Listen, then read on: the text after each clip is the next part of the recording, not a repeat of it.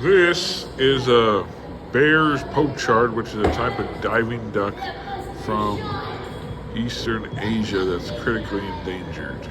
There's a couple of them there.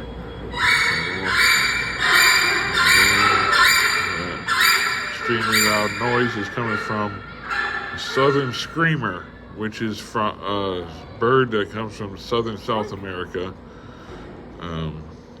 They also have gulls in here. Northern screamers come from northern South America, but these are southern screamers. And they get pretty loud. Yep. They're pretty big too.